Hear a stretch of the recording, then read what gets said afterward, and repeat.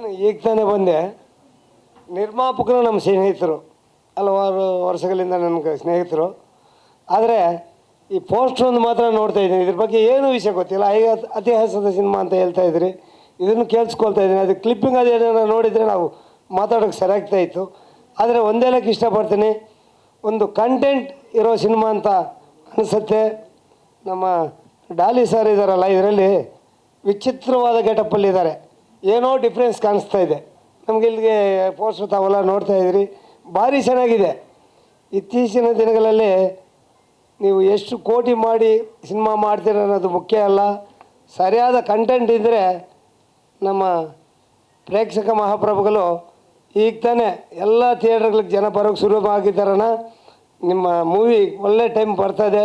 ನಮ್ಮ ಕಲ್ಯಾಣ್ ಅವರು ಭಾರಿ ಕಷ್ಟಪಟ್ಟಿದ್ದಾರೆ. ನಮ್ಮ ಫ್ರೆಂಡ್ ಇಲ್ಲಿ ಇರಬೇಕು, ಅವರು ಕಷ್ಟಪಡಿ ಅದು ಅತಿ ಭಾರಿ ವೆಚ್ಚದಿಂದ ನಿರ್ಮಾಣ ಮಾಡ್ತಾಯಿದ್ದಾರೆ.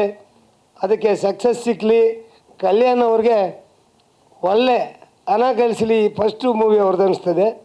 ಯಾಕೆ ಬಿಲ್ಡ್ರ್ ಅವರು ಇವತ್ತಿನ ದಿನ ನಮ್ಮ ಇಂಡಸ್ಟ್ರಿಗೆ ಬಂದಿದ್ದಾರೆ, ಅವ್ರಿಗೆ ಸ್ವಾಗತ ಬಯಸ್ತಾ ಇದ್ವಿ. ಆಮೇಲೆ ನಮ್ಮ ಹೀರೋ ಸರ್ ಇದ್ದಾರಲ್ಲ, ನಮಗೆ ಸೆರಕಾಲ ಪರಿಚಯಿಸಿದ್ರು, ನಮ್ಮ ಏರಿಯಾದಲ್ಲೇ ಇರ್ತಾಯಿದ್ರು. ಹಾಗಾಗಿ ಅವ್ರದ್ದು ಅವರು ಒಂದು ಮಟ್ಟಕ್ಕೆ ಬೆಳೆದ್ಬಿಟ್ಟಿದ್ದಾರೆ ಬಿಡಿ. ಇನ್ನೂ ಈ ಸಿನಿಮಾ ಇನ್ನೊಂದು ಮಟ್ಟಕ್ಕೆ ತಗೊಂಡೋಗಲಿ ಅಂತೇಳಿ ನಾನು ನಿಮ್ಮೆಲ್ಲರ ಆಶೀರ್ವಾದದಿಂದ ಅವ್ರ ಇನ್ನೂ ಮೇಲೆ ಬೆಳೆಯಿರಲಿ ಅಂತೇಳಿ ನಾನು ಪ್ರಾರ್ಥನೆ ಮಾಡ್ಕೊಳ್ತಾ ಇದ್ದೀನಿ. ನಮಸ್ಕಾರ ಸರ್. ಇದ್ರ ಬಗ್ಗೆ ನಾನು ಕಂಟೆಂಟ್ ಗೊತ್ತಿಲ್ಲ, ಅದರಿಂದ ಏನು ಮಾತಾಡೋಕ್ಕಾಗ್ತಾಯಿಲ್ಲ ಅಷ್ಟೇ. Thank you sir.